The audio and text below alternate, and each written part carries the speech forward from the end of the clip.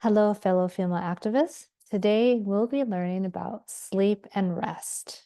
Very important. For now, we get to start with our PQ reps, our positive quotient repetitions. So, whether you're laying down, sitting, or standing, you know the drill.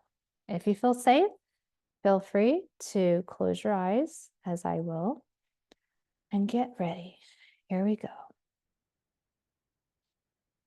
What I'd like you to do is, this is going to sound really weird, and it's going to be short, I promise. But I want you to tense up all of your body, from your head down to your toes, even from your face all the way into your internal organs. Twitch up, like squint everything, tighten your jaw, tighten your fists, get your thighs and legs all involved. Really scrunch up everything, your feet, your toes, everything. Squeeze it, squeeze it, squeeze it. And just feel all that tension, and then let it go. Feel that sensation of that release, how it feels. Notice your heart rate quickly regulating itself. Notice how I didn't make us stay there very long. I wanted you to, more importantly, feel the sensations afterwards. Go ahead and flick your eyes open. I know that one is hard. That is what we would call a tensing up PQ rep. It's not one of my favorites, but I underappreciated it when I first learned it, and now I actually appreciate it. This one is particularly, this type of tensing up is particularly very useful, okay? Particularly very useful when we are stressed, like when we are ready to like take someone out with a punch. Yes, this is one of those times when I would suggest that one. So Cathy is here, your wellness coach and fellow female activist. And we are back. And today we are talking about one of the 4 pillars of physical health, physical fitness, which is sleep and rest. Okay. So again, I'm not in particularly throwing these different pillars out there in a particular order. They're all important. You know, if you don't get enough hydration, your sleep isn't going to be well. If you don't get enough sleep, then hydration doesn't matter too much because you're probably going to not want to do anything. Meaning you may be drinking, but it's probably not going to be enough to stave off. Like water does a lot, i.e. hydration helps a lot. Okay. And we can go into deeper depths about that later. But sleep and rest are essential. Okay. Sleep is essential. Rest is essential. Hydration is essential. New nourishment is essential. Movement is essential. Mental fitness is essential, right? So today, again, we're focusing though on sleep and rest. So first and foremost, okay, sleep is not optional. Let's just get that out of the way right now. Sleep, not optional, all right? And this is neither a negative or a positive. It is just what it is. It's a fact. Fact, females, okay, require more sleep than males. And that's just a biological trait. It doesn't mean that we're less powerful or that we don't have the ability to, you know, what I would quote unquote say, have hustle mentality. We have more working parts. That's just the way it is. And thus, our bodies rejuvenate, okay, better and more efficiently when we have adequate sleep, which means we actually require more sleep. There's nothing wrong with that, okay? This is not a negative or a positive situation. It is just a neutral statement and fact. For too long, okay, basically since the inception of civilization, because of patriarchy, all right, it has been assumed that females, okay, or anyone within that spectrum of male and female, anyone who is not male, okay, is just a smaller version of males, all right, and that's just not correct at all. We as females, okay, because I'm talking to females here, we do require more sleep, and there's nothing wrong with that. We just get to be what we would call clever about how we get that sleep, because we can also rest up, okay? And it will help if we don't have sufficient sleep, okay? I really want you to understand again, though, that sleep is not optional. If you get nothing out of this else, out of this video, understand this: sleep is not optional. You require sleep. So I don't want you to see this as anything else other than just a scientific fact, because that's all it is. With moving parts, okay, they require rejuvenation. With rejuvenation, that requires energy. And when we are asleep, that's when we rejuvenate ourselves, okay? So do not take this as again, as a positive or a negative. It just is a fact. And we want to have mental clarity as much as possible, especially with what we're going to be facing in the coming years, the coming weeks, the coming months, and the coming years. So being able to have enough focus, okay, that gets us through the day, okay, that gets us through the weeks, that gets us through the months, that gets us through the years, that's imperative. We can claim more focus throughout our day. We can claim more clarity, okay, in decisions when we have enough sleep and rest. All right. You have to understand this, that sleep is not optional. And what I mean that is the less sleep you get, the less efficient you actually will be. Yeah. So it works against us when we are not getting sufficient sleep. And, you might say, oh, well, I'm a night owl. Well, there's some, there are some, truths to that. Okay. And what I have learned through a lot of sleep research, listening to a lot of mentors, a lot of sleep experts, reading a lot about it, attending many different seminars and summits about sleep and rest, is this, okay? And I will repeat this in other videos because it is important. Our bodies, okay, we have a natural rejuvenation process, and it happens around the midnight hour, quite literally. And when we are asleep, this activity means that around midnight, okay, because of evolution, i.e., because when our ancestors were in caves and hiding at night to avoid predators that could otherwise hurt us, we were asleep on purpose. That was when the safest it was to be in a cave, right? So that we weren't out when we couldn't see very well. As opposed to the daytime when we had better vision, when we had the ability to see beyond our, general area, right? That made us safer. So it's through evolution. So around the midnight hour, okay, is when our human growth hormone, okay, human growth hormone, HGT, it actually does release. Like, it's just not during puberty that our human growth hormone continues. No, it helps us rejuvenate every day. Otherwise, we'd be 6 feet under, okay? So our human growth hormone releases around the midnight hour. And that means that for that to happen, we get to be in bed and in a deep sleep, i.e. deep sleep, okay? And I'll talk about sleep and the whole cycles of sleep later on. But that happens only when we are asleep for a certain amount of time. And so if you're staying up till 11:30 at night, there's not a really good chance that your HGT, okay, human growth hormone, is going to release when it should, okay? So it is in our best interest as activists who want to have sufficient on-demand energy and have the ability to do so, to obtain that energy, to put ourselves to bed when we know we'll get between, quite literally, 8 to 9 hours, heck, 8 to 10 hours. Now you're thinking, no one has that amount of time. I get it. I totally get it.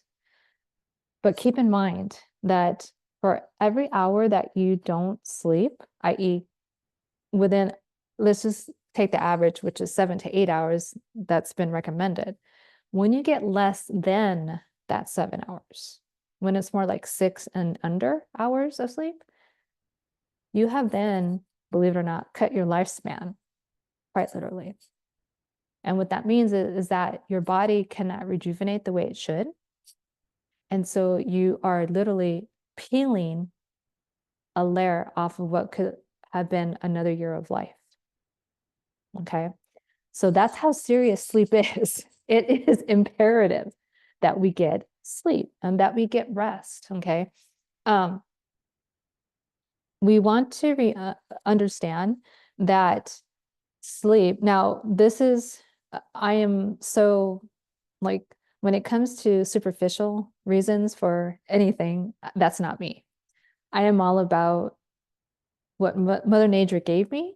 I'm going to work with it. Okay. And I am not afraid of aging. Okay. It's part of being human. Like Mark Twain was quoted as saying, I forget the exact wording of the phrase of the quote, but it's something to the tune of, do not be afraid of growing old. It is a privilege denied to many. And it's something to that, I paraphrased it. But that should give you a clue. I'm not here to espouse that we must look young forever, that, we're fighting aging. No, all of us are going to see an end. Okay. And some of us sooner than others. I have a ton of relatives, a lot of friends who did not make it to my age. And so my age is a privilege. And with that, though, also means that I get to take care of myself. Okay. So I said all that to say this, that if by chance you are wanting to enhance, let's say, your natural beauty, guess what? When you get enough rest, technically enough sleep, your natural glow happens, and it happens a lot easier. Okay. Anything about you, again, is rejuvenating on the cellular level when we in around that midnight hour. Okay. So ahead of that HGT releasing, our brains are actually working to like literally clean out stuff in our heads. And then we start this rejuvenation process. Okay. So it's all connected. So sleep, not optional. Okay. Rest, you can think of it as, if you're familiar at all with yoga, I'm a yoga instructor, but yoga nidra, okay, is a form of meditation. It is a relaxation meditation, quite literally, like you're on your back, preferably, and you're in shavasana, and you are literally like in shavasana for about like 20 minutes. I've been in a yoga nidra for 30 minutes, okay? But yoga nidra, okay, is actually the equivalent of maybe like an hour of sleep. And yet you are technically awake. Okay, so the difference between sleep and rest, in my view, okay, this is just my personal view. Sleep is when literally you are going through the 4 different stages of sleep and you are literally unconscious for the most part. Rest does not mean that you have to be completely asleep. It just means that your body is at rest in some way. Okay. You can totally be conscious, i.e., in yoga nidra. For the most part, you are conscious if you don't doze off. But your body is at rest and you are literally giving your body back its energy. Okay. So that can take the form, all right, of maybe, just sitting down and reading during a lunch hour, because you're letting your body tune down. Okay. it can be in the form, and this is rest. Rest can be in the form of, let's say, you know, technically walking is a movement, right? But at least you're giving yourself the ability to rest. Let's say, so your eyes are, you know, looking at further away objects when you're walking versus when you're in front of the computer looking at a screen all day, right? But rest comes in different forms, is what I'm saying. Sleep isn't itself sleep. Like there's no faking sleep. You're either asleep or you're not. Okay. So understand though that any type of rest is very beneficial. All right. When you give yourself, again, some type of levity about, okay, I'm not going to push myself. I'm not going to try to burn the candles at both ends. I'm going to get to sleep at a good time, right? And then I'm going to wake up refreshed, theoretically, okay, the next day or the next, 24 hours. I get to be kind and, not assume that everyone works a 9 to 5, right? We all know as activists that our our timetables can go crazy, especially during, let's say, like a campaign season, correct? And at that same time, I want you to always remember there is always time to sleep and to rest, right? Attached to your sleep is what I was talking about just a few moments ago, is about your waking time versus when you're planning to sleep, okay? You want to time yourself. So even if you're only getting, let's say, 7 to 8 versus 8 to 10 hours of sleep, you're timing it so that it's beneficial to you. Okay. And what I mean by that is that when you are most productive during your waking hours, whenever that is, you want to plan it so that you've taken care of like self-care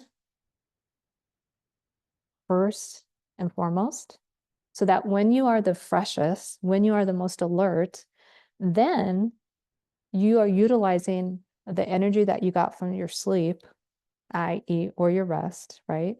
And then you're using it to keep up your energy throughout the day when you need it the most, or I'm sorry, throughout the 24 hours, okay, when you need it the most.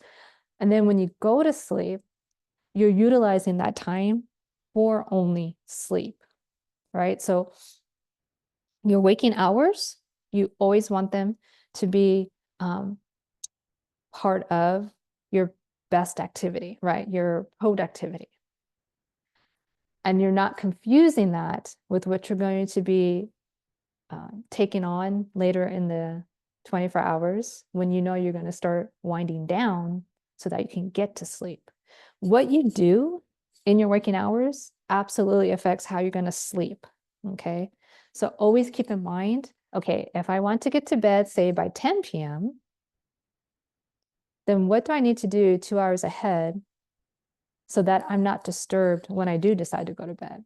Okay, there's a lot of stuff, i.e., the item that you're watching this on right now has blue light, and blue light is not advantageous for us to get to bed.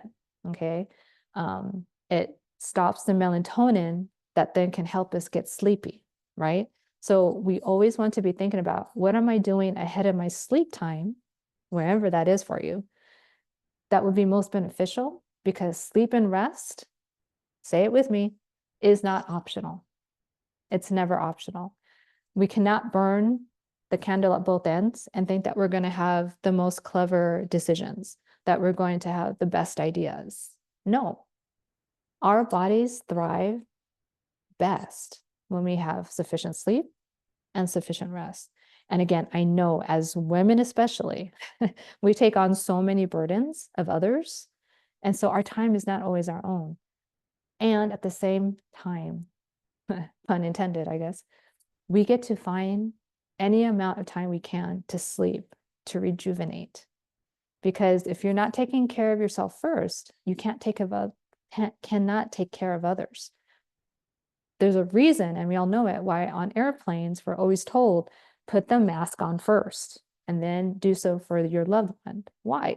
Because if you pass out, you can't help your loved one. Same goes with your energy.